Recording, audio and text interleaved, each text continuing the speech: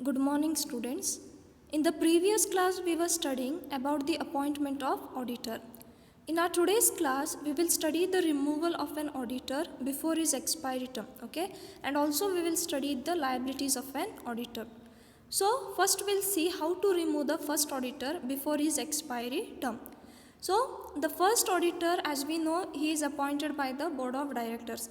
He can be removed by the shareholders at the general meeting. Okay, before the expiry of his term only, the shareholders can remove him without previous approval of the central government. There is no need to take the permission of the central government in order to remove the first auditor. However, a special notice is required for the appointment of any other person in his place. Okay, so here special notice means that intention to move a resolution at a general meeting has to be given specifically by shareholders. Okay, so the shareholders must give why that particular first director is to be removed from that place. Okay, so they have to pass a special notice and there should be a resolution passed. Okay, then other auditors. So any other auditor can be removed before the expiry of his term by the company only at the general meeting after obtaining prior approval of the central government. Okay, so you can see one point over here, the removal of the auditor must be done in the general meeting itself. Okay, so other than the first auditor, if you want to remove other auditors, you must take the permission of the central government. Okay, so the central government needs to be convinced that the auditor has to be removed. Okay, then we'll see the procedure. Okay, so what is the procedure for appointing a new auditor in the place of retiring auditor? So section 225 of the Companies Act 1956 prescribed the following procedure. So the first step is special notice. Okay, a special notice is required for such resolution. Okay, such notice must be given to the company at least 14 days before the meeting. So the members or the shareholders who do not want the first auditor to continue, being auditor in the company, they have to pass a special notice to every member. Okay, they should give a special notice stating the reasons why they want to replace the first auditor or why they want to appoint a new auditor. Then copy of notice to the retiring auditor. So the company shall send the copy of notice to the retiring auditor as well as each members of the company. Then written representation of reasonable length. So the retiring auditor can make written representation of reasonable length. Okay, means he can give his reasons that whatever he has done, that if he has done according to the law. Okay, so he can give his reasons. Okay, then he can give it to the company and also request its notification to the members of the company. Okay, that is whatever representation he has done, okay, whatever reasons he has given for his side, that must be forwarded to the members of the company. He requests the company to do so. Then company to send the copy to the members. Okay, so the company will send the copy unless it is too late to do so. Okay, so each and every member they will send the copy, then read out at the meeting. In case the copies are not sent to all the members, okay, at that time the auditor may require that representation to be read out at the meeting. Okay, so whatever the reasonable length that whatever the auditor has given, it will be read out at the meeting. Then auditor to be heard at the meeting. Okay, so we have studied in the rights of an auditor that it is the right of an auditor to receive the notice and to attend the general meeting. Okay, so here even the auditor has the right to be heard. If the auditor has to say something, at that time he can say it at the general meeting. Okay, and the last one is court's order on defamatory statement. Okay, so here the copies of the representation need not be circulated or read out in the meeting if on the application of the company that or any other aggrieved person. Okay, if the court is satisfied that the auditor is misusing rights to secure needless publicity for defamatory matters. Okay, it is nothing but, suppose if the court is satisfied before only, okay, before giving the written representation, if the court is satisfied, if the auditor is proved guilty, okay, or if it is satisfied that the auditor is misusing the rights, at that time there is no need to send the the copy to the members. Okay, the court can directly give the judgment. Okay, so by this way the auditor can be removed and a new auditor can be appointed in his place. Okay, next we'll see the liabilities of an auditor. Okay, so what is this liability?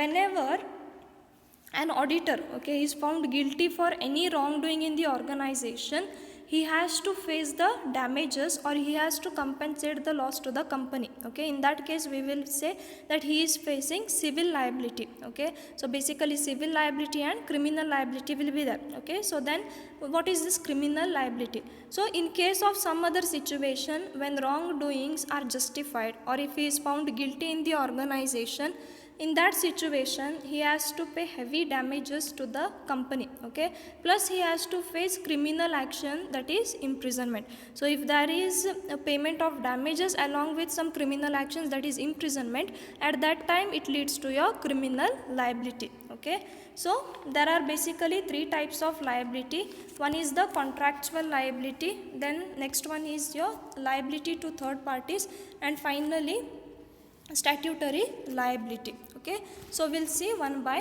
one. So contractual liability under the law of agency. So here the relationship between the auditor and the shareholders is that of agent and principal. So the auditor is appointed by the shareholders, therefore he is the agent of the shareholders. Okay, so as an agent the auditor should work for the good or betterment of the principal. Okay, so whatever audited statement he has given, it should be on the benefit of the shareholders, that is the principal. Okay, so therefore if the auditor is found guilty of negligence in the performance of his duty, he is liable to make good losses resulting from his negligence. Okay, suppose if he hasn't performed his duty well, at that time he has to pay the damages. Okay, he has to make good the losses resulting from his negligence. Okay, say suppose there is a transaction where there is need to count the cash. Okay, but the auditor neglected, he did not count the cash manually. Okay, he just wrote the figure and later it was found that there was manipulation in the cash. Okay, maybe the cash was less. At that time it was the duty of the auditor to check the cash manually or physically. Okay, since he did not perform his duty well, at that time he is liable to pay the damages. Okay, so whatever compensation he has to, whatever losses are incurred because of his negligence, he has to pay it. So this is a civil liability. Then the next one, liability to third parties. Okay, so third parties, a third party can prove fraud on the auditor on the following grounds. Okay, so here that the financial statements signed by the auditor were materially untrue. Okay, so as we know, whatever the audited statements give us the proof that they are right and correct, that is, it is an assurance to the shareholders of the company. If the financial statements are audited, it means that whatever the accounts are prepared, whatever transactions are undertaken in the company are true and fair. Suppose if the auditor has signed which are materially untrue, maybe there was no physical evidence or maybe there were no proper evidence, but still if he has given, okay, and if it has incurred any loss to the third party, at that time he is proved guilty, at that time he is liable. Okay, then that the auditor knew the statement was untrue. Okay, so here the auditor knew beforehand that some statements were untrue. Okay, that is, there is something wrong in the statement, but still if he has given, given the certification that the statements are true, at that time also the auditor is liable. Then that the statement was made with an intent that the third party should act on it, then that the third party acted upon the statement and suffered financial loss. Okay, so here suppose if the third party, say suppose investors, okay, so as we know the investors, before investing the money, they check the financial statements of the company. Okay, at that time if the auditor has given the wrong statement, suppose the reserves were less in the company but the company has shown the reserves as higher. Okay, so the investors were impressed with that high reserves. At that time if they had taken the decision and invested in that particular company, and later on if they they have found the losses, okay, if they have suffered the losses, at that time the auditor himself is liable for giving the wrong certification, okay. This particular, whatever the wrong certification or maybe showing the wrong statements, this was found in famous Satyam scam, okay, where the auditors had joined the hands with the management, okay. So and fraud had taken place. Then that the auditor gave his consent for the institution for such a statement in the prospectus, okay. When we say about prospectus, the prospectus information should be factual, okay, that is true and fair. Means what? As we have studied in the duties also, it is the duty of the auditor to check the P&L account, okay, and that P&L account for at least previous 5 years should be there in the prospectus. So if the auditor has given some misstatement or if he has certified for the wrong statements, at that time also even the auditor is liable, okay. So he can avoid this liability to the third party by including the following lines in his report. So what line it is? This report has been prepared for the use of clients only, okay. Suppose if the auditor has mentioned this particular line, then he is free from the liability towards third party, okay.